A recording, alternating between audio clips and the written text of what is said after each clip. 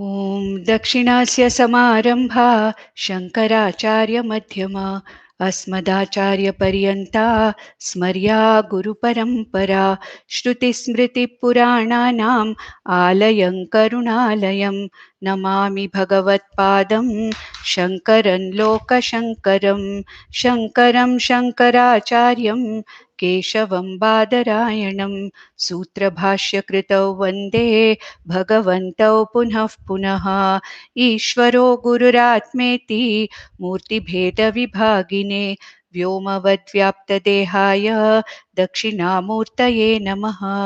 परिज्ञानाश्रम श्रीगुरुशङ्कर परिज्ञानाश्रम शङ्कर सद्गुरु केशववामन कृष्णपाण्डुरङ्ग आनन्द परिज्ञान गुरु सद्यो जात शङ्कर सद्गुरु गुरुर्ब्रह्मा गुरुर्विष्णु गुरुर्देवो महेश्वरः गुरुः साक्षात् परब्रह्म तस्मै श्रीगुरवे नमः।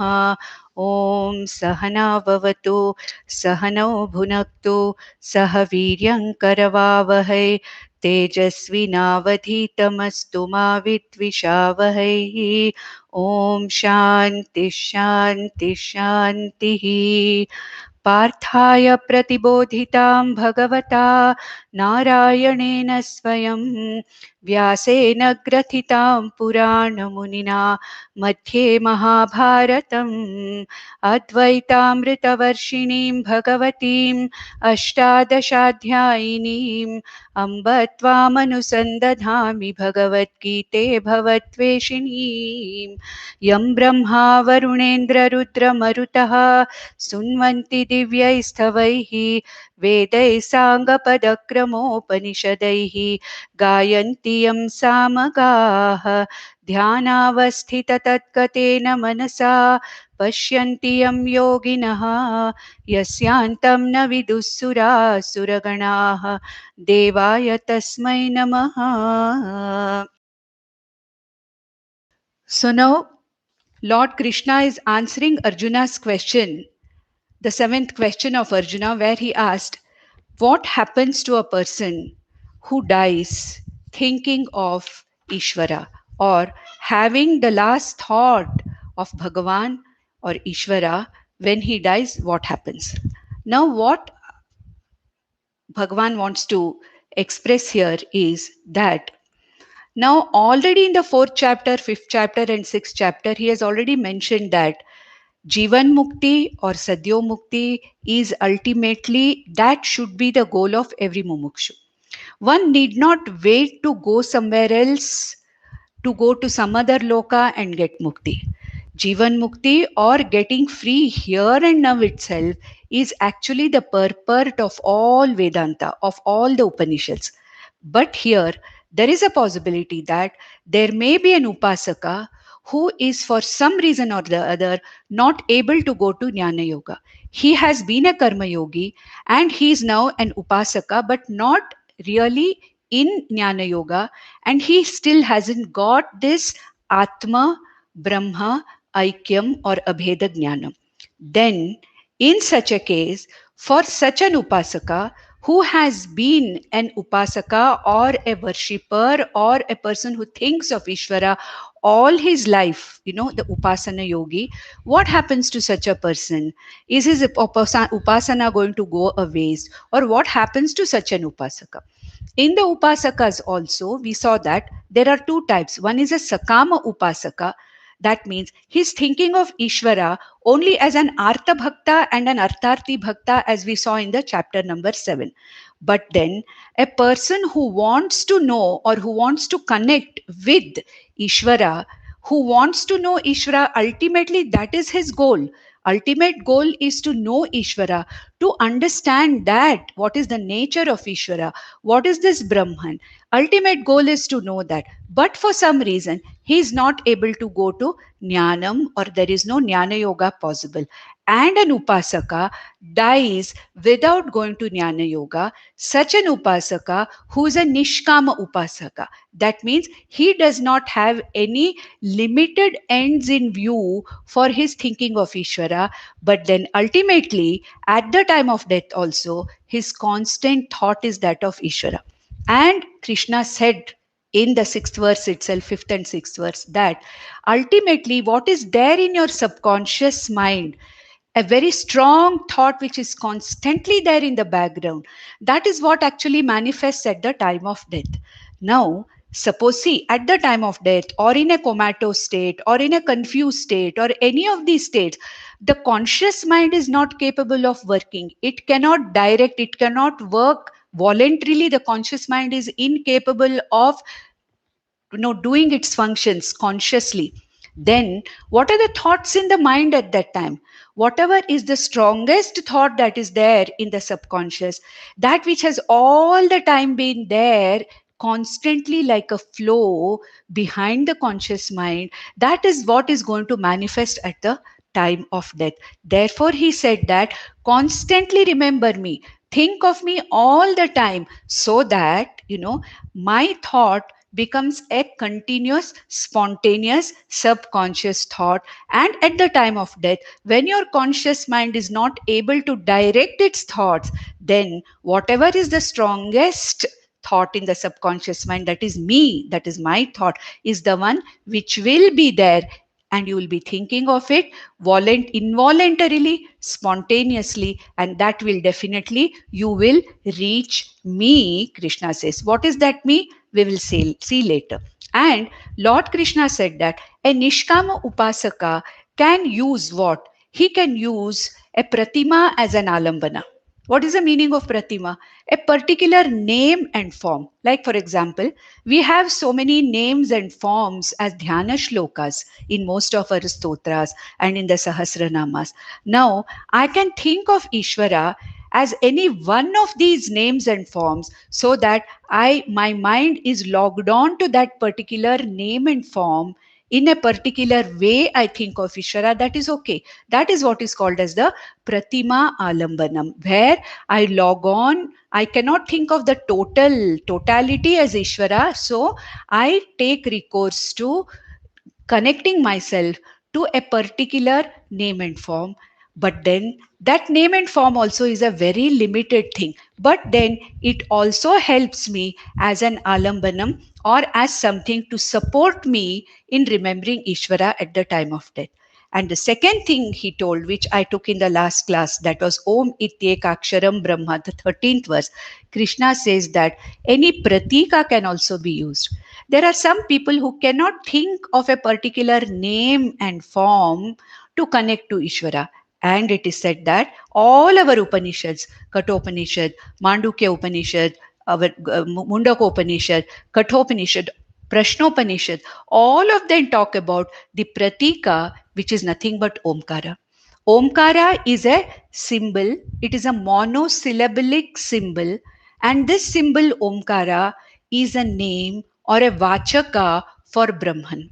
And it is said that Om Ityetat Sarvam. Whatever is there here is Om. Ishvara is Om. Then what? Om iti Brahma.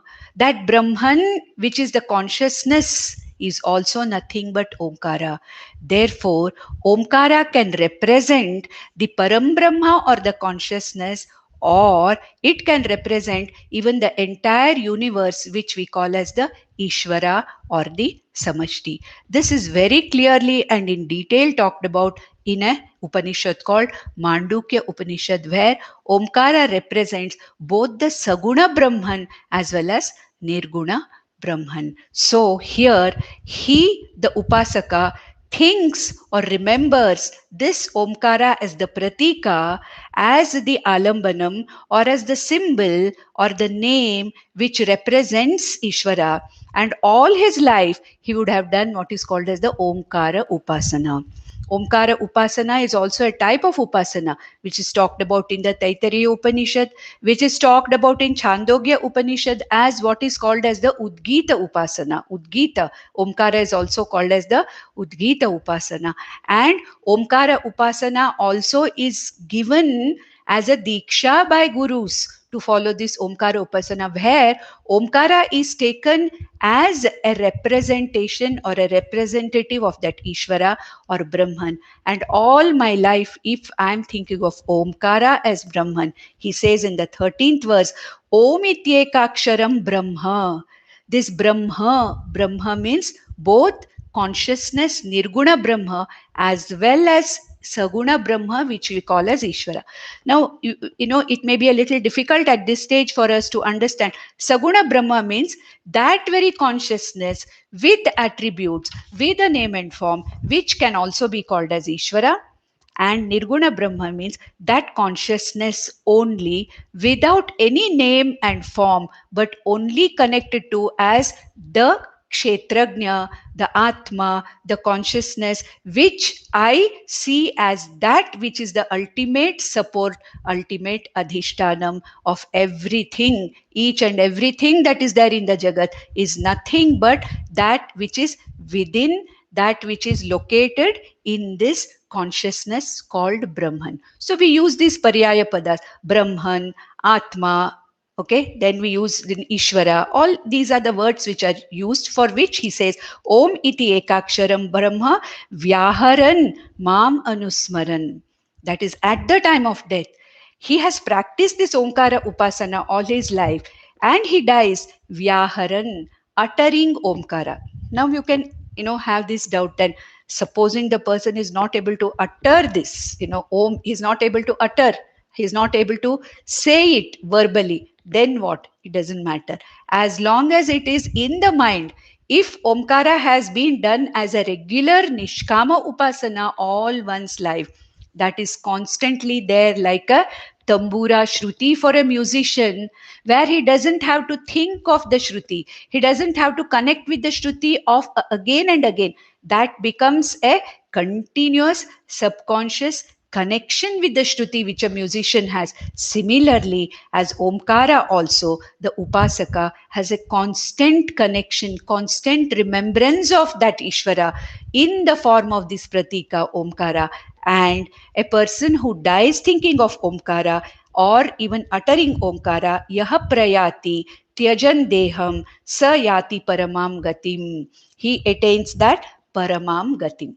Now, as I've told you, 8th chapter is talking about a Saguna Ishvara Upasaka, Saguna Brahma Upasaka, a Nishkama Upasaka who has not yet come to this Jnanam, and what happens to him, what is his gati, what happens to him, when he thinks of his constantly remembered Ishvara Dhyanam at the time of death. Now we have already seen now what Krishna wants to say from the next verse, from the 14th verse says, like he says that though this chapter I'm dedicating for a Nishkama Ishvara Upasaka, Saguna Brahma Upasaka, but then it is not merely remembering me alone, but one has to be a yogi who is able to really withdraw his pranas and all his sense organs and direct it through the Sushumna Nadi and the Brahmarandra. We have already seen that in the 12th verse. We saw that the one who is chanting Omkara at the time of death, Sarvada Dvarani Sanyamya Mano Hridi Nirudhya Cha Murdhya Dhayatmanah Pranam Asito Yoga Dharanam. We saw that. Then we saw it in the 10th verse also. Prayanakale Manasachalena Bhaktya Yukto Yoga Balena Chaiva Bhruvor Madhye Pranamaveshya Samyak Sa Tam Param Purusham Upaiti Divyam. In both these verses, Krishna is saying very clearly that one not only has to be a Nishkama Ishvara Upasaka, at the same time, he should be a yogi who's capable of directing his prana, that is the Sukshma Sharira, all his pranas, through the Sushumna Nadi and through the Brahmarandra, and then only he will reach that Paramam Purusham Yati. He reaches that Brahmaloka in which he gets Krama Mukti. We already saw that. So here Krishna wants to talk about the two mukti, Sadhyo Mukti, Jivan Mukti, which we has already talked about in the 4th chapter, 5th chapter, 6th chapter, 7th chapter. It's going to be talked about in the 9th chapter also, and also later on from 13th chapter onward. But in this chapter, he says that there is this alternative called as Krama Mukti, where an Upasaka reaches at the highest of the existing lokas called as Brahmaloka, in which there is a strong possibility and opportunity for this Upasaka to get the same knowledge and get freedom or moksha. Now, what Krishna wants to say in the next verses, he wants to compare in the next few verses what is the difficulty in this kind of a Brahmaloka Prapti. Now, you know, not only have to think of me, Ishvara, at the time of death, but you have to also be a yogi. There is so much of effort required to direct the prana through the Brahmarandra to go to Brahmaloka and there get this knowledge and get Krama Mukti. So Krishna is saying, why is it necessary for you to really do that when I'm so easily available to you in this life, here and now? Why are you postponing this mukti to Brahmaloka and there getting the mukti? Supposing you don't get this mukti there, supposing you don't get that moksha or freedom there, what happens? You come back again. Instead, why not? I'm so easily available to you. When you think of me, you know, I'm so easily available to you. Then why don't you think of attaining me here and now in this life rather than postponing your moksha, postponing your freedom to somewhere where we are not even sure whether we'll be able to at the time of death do all these kind of yogic practices, whether we'll be able to do or not. Most of us are not capable of that. Therefore, in the next verse, in the 14th verse, he says that there is definitely an alternative. One does not have to wait to go to Brahmaloka to get mukti. So what is this alternative? So he says here, Ananyacheta satatam yo mam smarati nityashah tasyaham sulabhah partha nityayuktasya yoginah. So he says, Nityayuktasya yoginaha. For this upasaka, for this person who is constantly connected to me, connected with me, how? Ananya chetaha satatam. Ananya cheta. Not thinking of anything else except only thinking of me, whatever you're doing, whenever you're doing something. Now one may ask the question, when I'm busy with doing something, when I'm involved in some action where I'm busy, how can I simultaneously think of Ishvara? That is a question which all of us get. So what here it is meant is Ananya Cheta Satatam. What is the meaning of that? Nitya Yuktasya Yoginaha Ananya Chetaha Satatam Yo Mam Smarati. How Satatam Yo Mam Smarati? How? I have to start understanding this right from the beginning that whatever is there here is Ishvara. Okay? All that is done is Ishvara Sankalpa.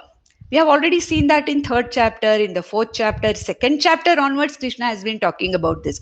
So, whatever is happening here is only through Ishvara Sankalpa. Whatever is there is only Ishvara. This body mind sense complex also is Ishvara, which is acting because of a particular script given to it. The way this body mind sense complex is reacting, doing karma, whatever it is doing is nothing but Ishvara Sankalpa. If I am doing something for somebody, if there are some people to whom I have a duty to be done, it is only because Ishvara has sent me and those people together to fulfill, to work out my prarabdha karma and to play the role that I'm supposed to play in their lives. It is, if at the time of death I think what will they do without me, they'll probably do very well without me. With me only probably they'll be having problem. So everything, the satatam, that is satataham, satatam ananya chetaha, Smarati Nitya Yuktaha. This Nitya Yukta, whatever I do, I think of it is Ishvara's job. It is Ishvara's Sankalpa.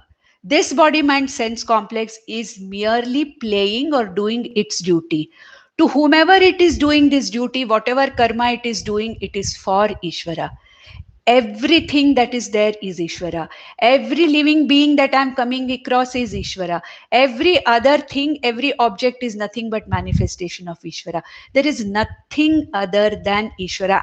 Ishvara is everything. Now, I have not yet come to that stage where I am that Ishvara. That knowledge has not taken place. But my upasana is that whatever is there is Ishvara. Whatever is happening is God. That means what? I am connecting myself to that samashti. I am connecting myself to that Ishvara all the time. I, the individual, am very, very, very less here, very less of an individual I am, and more of a samashti or total Ishvara. So when Ishvara says, when Krishna says, Ananya Chetaha, Ananya Cheta means not thinking of anything else, not thinking of me as an individual doing something, but thinking that I am not an individual. I am only an instrument of Ishvara where things are happening through me. Similarly, all that is happening in the other people outside me, people around me, is nothing but whatever is Ishvara Sankalpa. And this is what is meant by Ananya Cheta.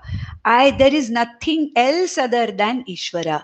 That is that thought which is there in my mind all the time. This is nothing but upasana, thinking of Ishvara in whatever form I want, whether it is in Omkara form or whether it is in the form of any Pratima like my Ishta Devata or whatever it is. And how Satatam, all the time, it should become a background, constant remembrance in me. It is not as if I am going to do 10 lakhs japa now for the next 3 months or 4 months and then it is over. No, it is not like that. Here, that is why Acharya Shankara says that it is not for the sake of some Shanmasa or Samvatsara. It's not that you think of God only at this particular time. Now, at the time of Chaturmasa only, I will do this japa.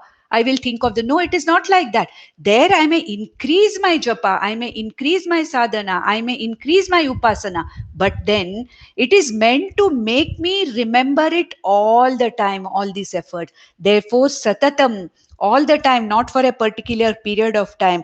And when such a person dies, thinking of me in this way, that there is nothing other than Ishvara. Everything that is there is Ishvara. In death also I see Ishvara. Then what happens? Tasya aham sulabha. I am so easily available to him. Hey Partha, why do you want to think of being an upasaka, a yogi, and then, Vyaharan, Omkaram, Vyaharan, going to the Brahmaloka? Yes, that is one path. It is available. It is called as Krama Mukti. It is being talked about in our scriptures, in our Upanishads. But then I am very easily available. Even without that, I am easily available. If you are thinking of me all the time, behind all that you are doing, literally like the Tambura Shruti that is constantly being connected to by a musician, then he says that Tasya aham sulabha, sulabhena labhyaha. I am available. You will reach me only. And if I am everything, Ishvara is everything. Where else can you go? You will reach me only. Whether you reach Brahmaloka, whether you reach Svargaloka, whether you reach wherever you reach, you are reaching me only. So there is no need for you to try to travel to some other loka to get this mukti. Just all the time, let there be my thought in you. And then what happens to such a person? Whether it's a krama mukti or whether it is a jivan mukti, such a person who's constantly remembering me, what happens to such a person? In the next verse he says, mamu petya punarjanma dukhalayam shashvatam napnuvanti mahatmanaha samsiddhim paramam gataha. So he calls these people as Mahatmas, Upasakas. For there he is not yet a Jnani. He's not yet seen the abheda between aham brahma asmiti. He does not have the knowledge. Aham Ishvara Asmi, Jiva Ishvara Abheda, that he has not understood yet. He's not a Jnani. Then he would have been a Mukta already. But he understands that whatever is there is nothing but Ishvara. And so he says, when such a person reaches me, Mamupetya, what is the meaning of Mamupetya? He reaches me, then Punarjanma na apnuvanti. Such Mahatmas, they do not come back again and again into the cycles of birth and death. And what kind of cycles of birth and death are these? Dukkhalayam ashashvatam. Dukkha alayam. Temples of dukkha. Okay, they are nothing but abodes of dukkha. So you come back, you may come back to Swarga Loka, you may go to Brahma Loka, you may go to any higher Loka, depending upon the karma that you have performed, the upasana that you have performed. You may go to higher lokas. But ultimately, what are those lokas? Every loka, what is a loka? We have already discussed about that. The 14 lokas are there, 6 above the bhuloka, that means higher lokas, and 7 lower lokas. We have already discussed that. And if there is anything, you have to go to Tattvabodha for this. Now, such a person, he says, if this person does not attain me, if it is a sakama upasaka, or if he's purely a karmi, or an upasaka who's not remembering me all the time, such a person will keep traveling. This jiva, what is this jiva? The sukshma sharira, the karana sharira, along with this entire bundle of sanchita karmas, this traveling jiva, which you loosely in English call as soul. Okay, this jiva travels to various other lokas. And what are the lokas? All those lokas are dukkha alayam. They're the abodes of dukkha and ashashvatam. You will come back, travel. You'll go from this loka to that loka, this loka to that loka. Whereas these Mahatmas who only think of me, they have remembered me through abhyasa entire lives. And then at the time of death also, they remember me, Ishvara, as everything that is there. Then they reach me, the total Ishvara, from this Paramam Gataha. Those who have reached this Paramam Gati, those who have reached me, there is no question of coming back into their again and again, repeating their cycles of births and deaths and coming back in various lokas, and each and every loka is a ashashvata dukkhalaya.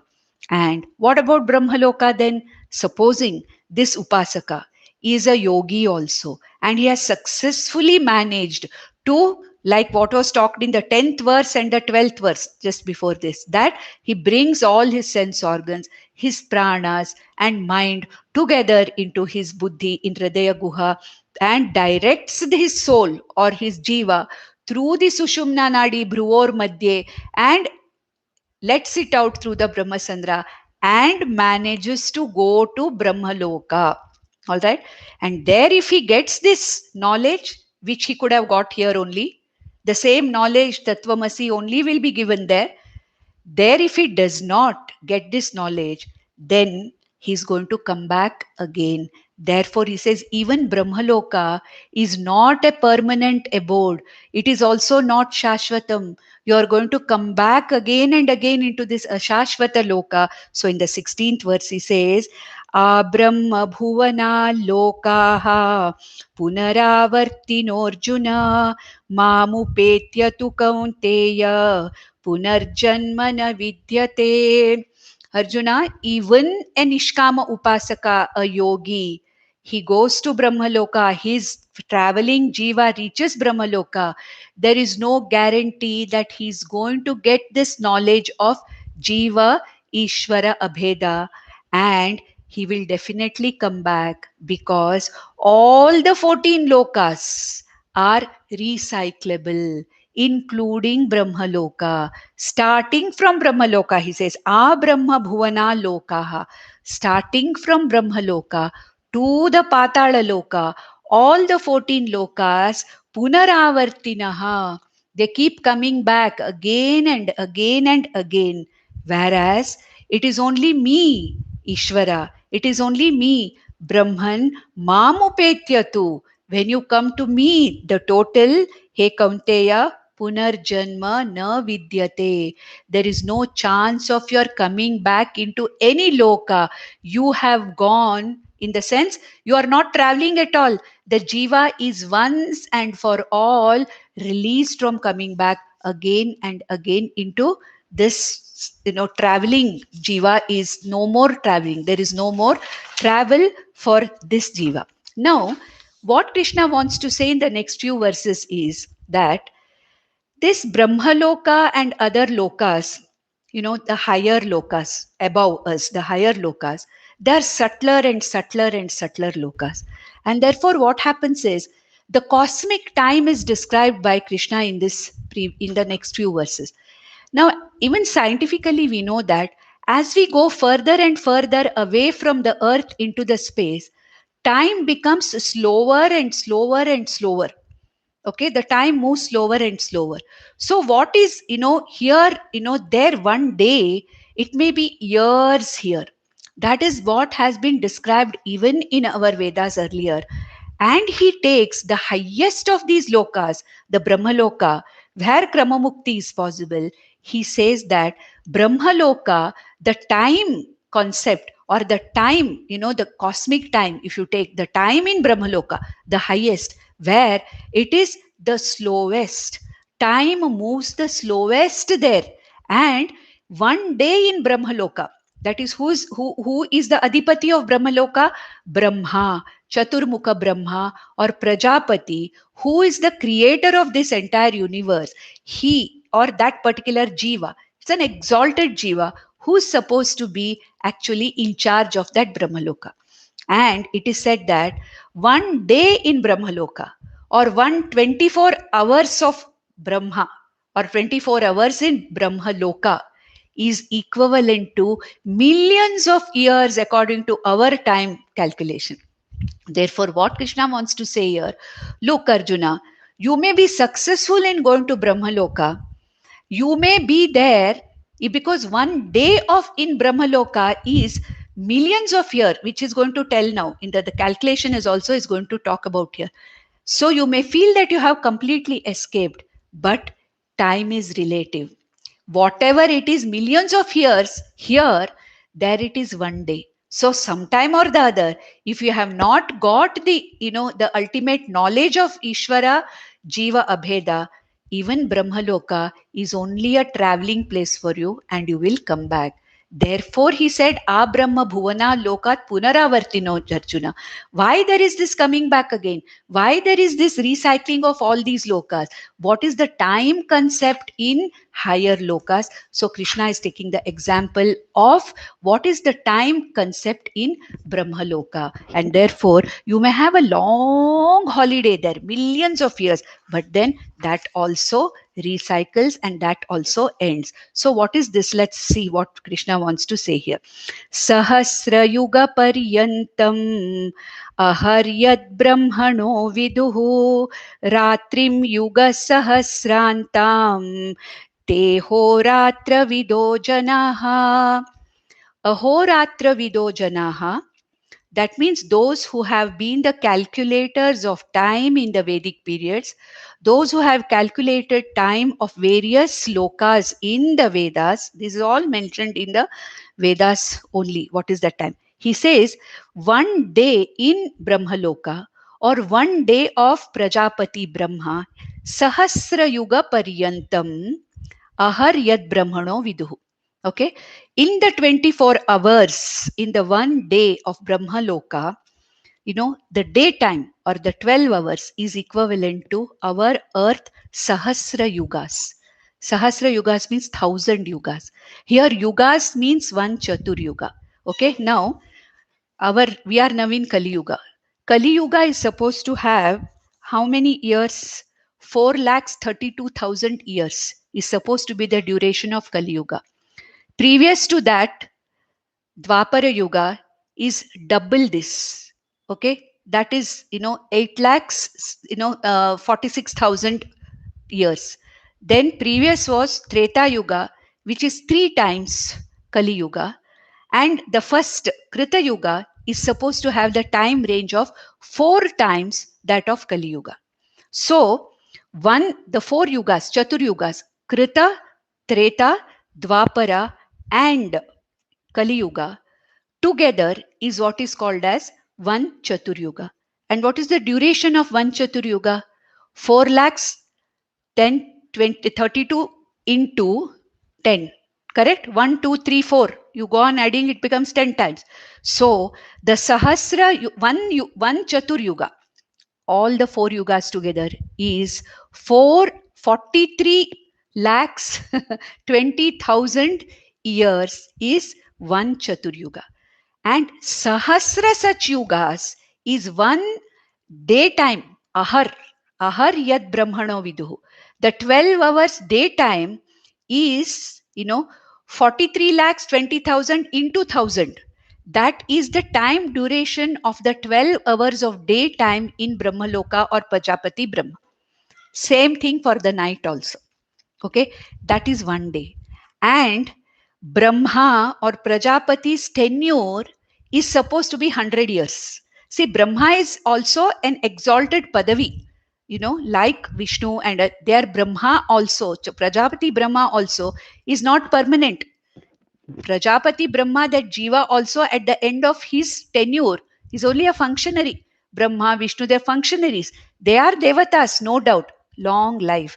So 24 hours, Ahaha and Ratri of Prajapati Brahma or in Brahmaloka is equivalent to 432 multiplied by some 26 or 27 zeros. That is the time cycle of Brahmaloka. That means if you reach there, no doubt that many years you are going to be there. But from the point of view of that loka, it is only one day. Okay. And like that, 100 years of Prajapati Brahma's life, you may be there. But then that also is recyclable after that. So Sahasra Yuga Paryantam, Ahar Yad Brahmano Viduhu, Ahaha, the day that is morning to evening is Sahasra Chatur Yugas. Then Ratrim Yuga Sahasrantam, the Ratri of Brahma is also Sahasra Chatur Yugas. That is 43 lakhs 20,000 years. Okay. Te ohoratro vido janaha. It is very, very typically what our space scientists say, that as you go further, you become younger, because, your time is moving much, much, much, much slower as you move away in space. Same thing, it is talked about. Then, if that is the case, then where are these jivas going? Where are all these, this whole jagat or this universe? What is the meaning of the universe coming and going? He says punaravartino, he said cycles of birth and death. Now, the whole, universe is recycling. There is something called as a creation. There is a sthiti, srishti, sthiti, laya. Now, it is said here in our Vedas that when the day begins, when Chaturmukha Brahma Prajapati's day begins in Brahmaloka, the entire universe manifests from an unmanifest or potential form. And when the night time of Chaturmukha Brahma comes, the entire manifest universe goes back into unmanifest form. Let us take the example of our own sleep. When we go to sleep, all our entire jagat around us, for me, if I go to sleep, when I go to sleep, my entire jagat around me, including my body, mind, sense complex, my feelings, my emotions, my psychological things, my knowledge, my ignorance, everything goes into a potential form. And when I wake up the next morning, it manifests and comes back. My whole universe appears again.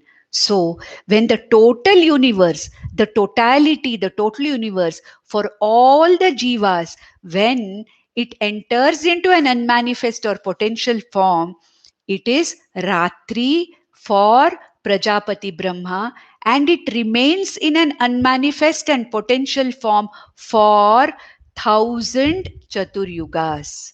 And when the daytime begins for the next 1,000 Chatur Yugas, the universe manifests and remains in a manifest condition. Therefore, the creation and the resolution of universe really is not a creation. It is a manifestation from an unmanifested form and unmanifestation from manifest form. All the jivas that are there in the manifest universe go back to an unmanifest form when it is night time in Brahmaloka, and they all come back in various other bodies, in different bodies. The jivas recycle, only the bodies are different. Therefore, there is a constant number of jivas. Okay, from the beginning, there is no beginning. It is a cyclical process. Many people ask, when was the first creation? There is no first creation. It is a continuous process, like asking what came first, the seed came first or the tree came first. It is a continuous cyclic, situation where there is no question. It's not a straight line. Therefore, the jivas are anadi, the creation is anadi, the universe is anadi. Only thing is, it manifests and unmanifests. In an unmanifest form, it remains in a potential form. And when it manifests itself, it manifests in a different name and form. That's it. But the matter remains the same. The number of jivas remain the same. Then somebody may ask why there is a population explosion here now. We are only talking about human jivas as population explosion. But when jivas are talked about, all the varieties, lakhs of varieties of jivas are being talked about. One jiva may manifest in another form. There were, dinosaurs. They are not there now. So all of them would have manifested in some other jiva form. The number of jivas remains the same. Only thing is, the manifestation or the bodies that the jivas take becomes different. And therefore, the number of jivas, the creation is constantly changing from manifest to unmanifest form. And the cycle of time for this creation is the Brahmaloka, which is the time cycle which we can compare with our loka in the form of this 432 multiplied by 26 or 27 zeros. Therefore, by the law of conservation of matter, no universe or no matter or no jivas are created or destroyed. They only appear, and disappear. So he says here, अव्यक्ताद्व्यक्तयः सर्वाः प्रभवन्त्यः रागमे रात्र्यागमे प्रलीयन्ते tatraivavyaktasanyake. So, in the at the onset of the day, avyaktat, that which has gone into an unmanifest form in the night, vyaktayaha sarvaha.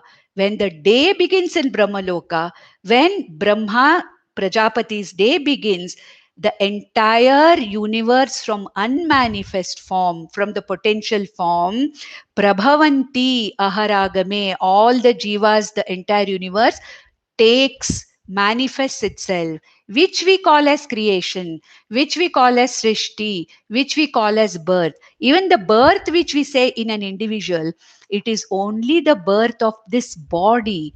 The jiva is recycling continuously. This jiva has been there before also, but then it appears in a different body that we call as birth. And when that body is given up and the jiva goes into an unmanifest form, it is called as death.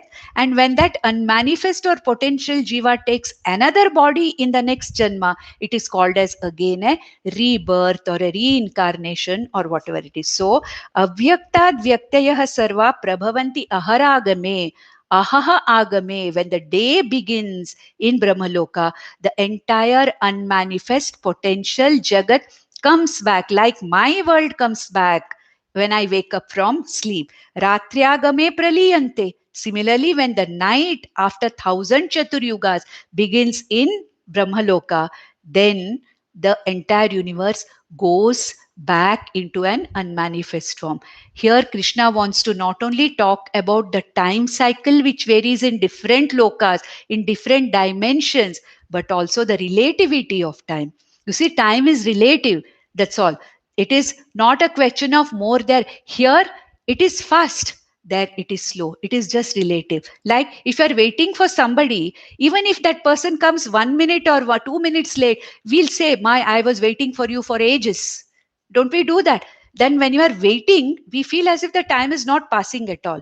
But when we are enjoying a particular time, how fast the time flies, we don't. So that means actually it is a relative thing. Therefore, Krishna is saying that you have to really, Arjuna, get out of this entire time cycle and come to me. There's no question of your going back into manifest and unmanifest forms.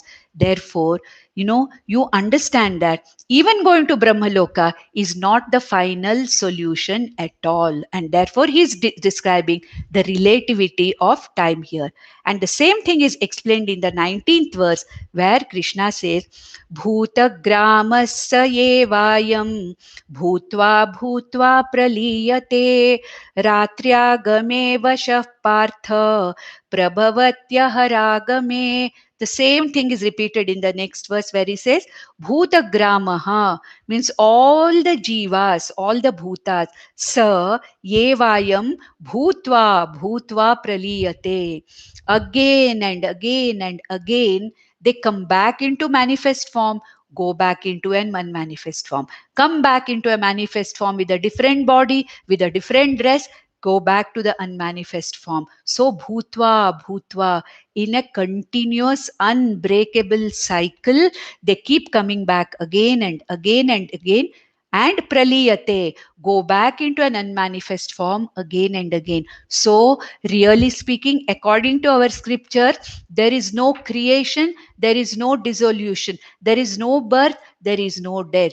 Appearance or manifestation from an unmanifest form is birth. Going back into an unmanifest form is death. And that is true for the entire universe also. So bhutagramaha, all the bhutas, bhutva bhutva praliyate, again and again they come back into the cycle of manifestation and manifestation. Ratriagame, when the night begins in Brahmaloka, the highest, what happens? Avashaha, without any control, the entire universe goes back into the potential form.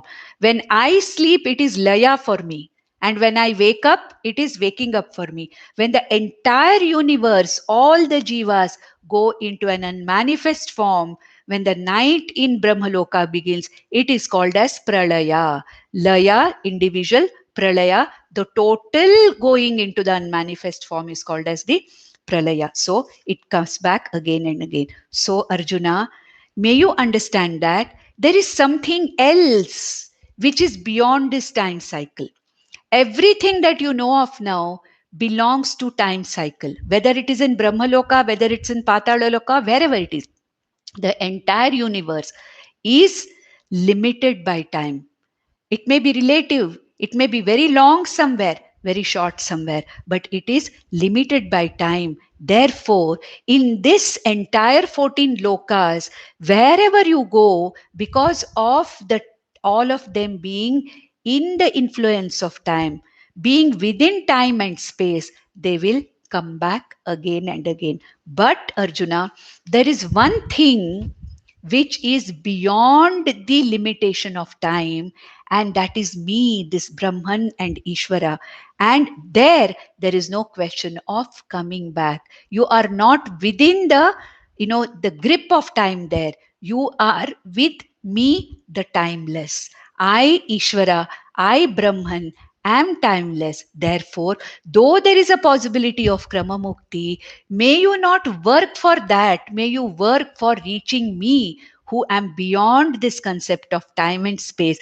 Time and space are in me. I am not limited by time and space. So he says in the 20th verse, he says, Parastasmatu bhavonyo vyakto vyaktat sanatanaha yassa sarveshu bhuteshu nashyatsu na vinashyati. So, Arjuna, paraha tasmatu bhavaha anyaha. There is something else other than, more than this, even this Brahmaloka. Even this highest Brahmaloka is recyclable. It is limited by time. But even there is something beyond even this Brahmaloka. Paraha tasmat.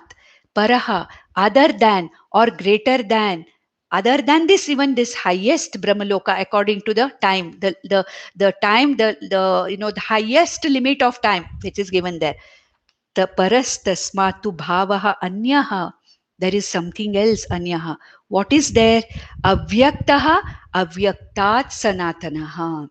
This, what I'm talking to you now, that which is other than this, even Brahmaloka, which is even other than this Prakriti and everything else, that which is not available, that which is avyakta, that which is not seen, but that which is different from this avyakta which you are seeing, which goes back into the laya and pralaya form. Even in pralaya, there is something in which the potential universe is lying or it is present. See, even in my sleep, I may say nothing was there, but there is something. There is this consciousness which is witnessing the sleep.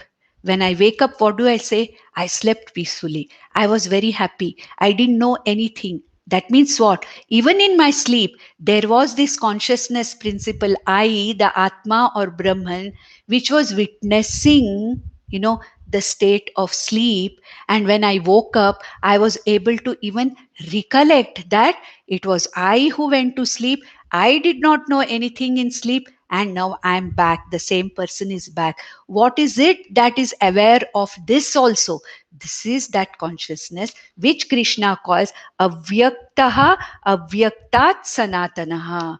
That consciousness, that Ishvara, that me, which is a witness to the manifest world also, that which is a witness to Prakriti or Maya or unmanifest world also, which Krishna calls in 15th chapter as Purushottama, Kshara Purusha, Akshara Purusha, Uttama Purusha. He calls it in 15th chapter. When we go to 15th chapter, we'll see that.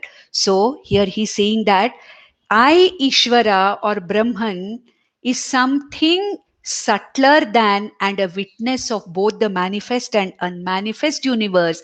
And yahasa sarveshu bhuteshu nashyatsu na vinashyati. I, this Ishvara, I, this consciousness, even when all the jivas are in the unmanifest form, in the potential form, I am there.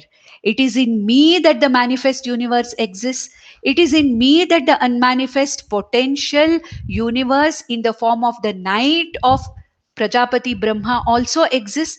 Therefore, yaha saha sarveshu bhuteshu nashyatsu. Even when all the jivas are gone and they are in the potential form, na vinashyati. This consciousness, I, Brahman, Ishvara, Atma, I never go into an unmanifest form. I am the subtlest of the subtle, and I'm all the time there. In me, the Brahmaloka also exists. All the 14 lokas exist. In me, the universe manifests. In me, the universe exists. And in me, the universe completely goes back into an unmanifest form. This entire cycle of manifestation and unmanifestation is within the cycle of time. But I, in which this whole cycle is happening, is not in the grip of the time. Therefore, Arjuna, may your goal be actually to reach this consciousness me by thinking of me all the time. It's all right if you have to go to Brahmaloka and Krama Mukti, that alternative is there for an Upasaka. It is possible, this possibility is there, but then it is much easier to know me as that Ishvara who is the witness of everything. Here he's comparing, though this topic is talking about Krama Mukti and Upasaka, here Krishna is trying to give a very, very fair comparison and contrast to Upasana and Jnanam. What is that Jnanam which frees me forever, and where does Upasana take me ultimately? That is what is compared by Krishna in this particular thing. Then, if you remember after this, the 20th from the from 21st verse, Krishna is going to talk about this Aksharam Brahma. You see, he talked about that Aksharam Brahma, Yadaksharam Veda Vido Vadanti in the 11th verse. Okay, yadaksharam veda vido vadanti vishanti yadyato vitaraga yadichanto brahmacharyam charanti tatte padam sangrahena pravakshe. So he was telling very briefly. I will talk about that particular aksharam Brahma, because Arjuna had asked that question, isn't it? What is Brahma? And what was the answer given by Krishna? Aksharam, na ksharati iti, aksharam Brahma. And he did not describe that aksharam Brahma. This aksharam Brahma, consciousness which is beyond the limits of time and space. What is that, aksharam, which is represented by Omkara, which is used as an upasana, pratika upasana by the upasakas. Omkara is used for vichara also, to understand what this Brahman is, as it is described in Mandukya Upanishad. Omkara Vichara, Omkara Upasana as a pratika, Omkara Vichara in the form of what is this Brahman and how I can understand this Brahman or consciousness taking Omkara as a pratika. That is understanding Brahman. Now, what is this Brahma? What is this Aksharam? That aksharam Brahma, that which does not, the naksharati. Here we have to understand very clearly, Brahma, when we talk, it is not Brahma. Prajapati, Brahma, Brahmaloka, which we talked about, was all this time what I talked about. Now, Brahma Rasva or Brahman means that consciousness. Brahma, Chaturmukha Brahma or Prajapati means that exalted, Adhipati of Brahmaloka. All this time, he was talking about the time scale of that Brahma, Chaturmukha Brahma. Now, Krishna is going to talk about what is this Aksharam Brahma. That is why this particular topic, this particular chapter is called as Akshara Brahma Yoga. Why Akshara Brahma Yoga? The first question that was asked by Arjuna, if you remember, Kim Brahma? What is that Brahma? Kim Tad Brahma? What is that Brahma? That is what he asked. That was the first question.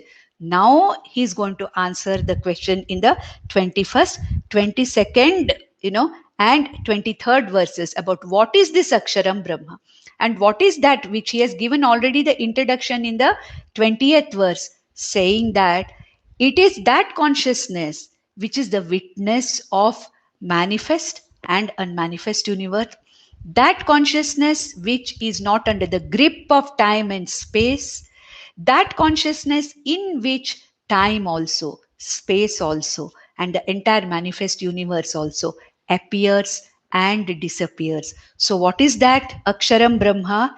He says here, the Avyaktam, what he said in the previous verse, Avyaktat Avyaktam. Okay, Parasmat, Paraha Tasmatu Bhavaha, Avyaktaha Avyaktat Sanatanaha, that which is constantly there, which is all the time there, which never changes from manifest into unmanifest form, which is all the time there. That particular consciousness, which I am calling as Aksharam Brahma. You asked me this question, Arjuna, what is Aksharam Brahma? That is it. So we'll just read this and then we'll describe it in the next session. Avyaktoksara ityuktaha tamahuh paramam gatim yam prapya na nivartante tadhama paramam mama. This, what I told you in the previous verse, Krishna is saying that which is parastat, avyaktad avyaktaha, that which is even subtler than the subtlest unmanifest universe, that which does not get destroyed, that which does not go into the cycles of manifest and unmanifest form, that which is not limited by time and space, that avyaktam, that which is not readily experienced by us is called as aksharaha. So avyaktaha aksharaha iti uktaha. This, what I told you in the last verse, that is what is called as Brahma or Aksharaha. Naksharati iti Aksharaha. That which does not perish, that which is imperishable, is called as Avyaktaha. And Tam Ahuhu Paramam Gatim. And that Aksharam is the final destination. Yad Gatva Nanivartante. tam prapya, yam prapya na nivartante. Once you reach there means what? There's no reaching here. Once you understand that Ishvara as that Aksharam, na nivartante, the jiva does not come back into the cycles of birth and death. The jiva is completely freed from the grip of time and space. Tad dhama paramam mama, that is me. Dhama means abode, but here what Krishna is saying, that aksharam brahma is me, and when you come to me, I am sulabhaha, thinking of me all the time by abhyasa. You don't need to go to Brahmaloka. You don't need to have Krama Mukti. When you come to me, I'm that which is beyond all time and space and everything. And there's no question of your coming back. Again, Krishna is going to say in next other, Yad Gatva Nanivartante Tad Dhama Paramamaha. Same sentence is going to be repeated. Here he says, Yam Prapya. That means knowing this, reaching me. There's no reaching, as I told you. The person, nobody comes back. So Arjuna, understand this, that this is a better alternative, the best alternative. That's what Krishna is saying. We'll see this, and maybe we'll be able to complete the chapter in the next session.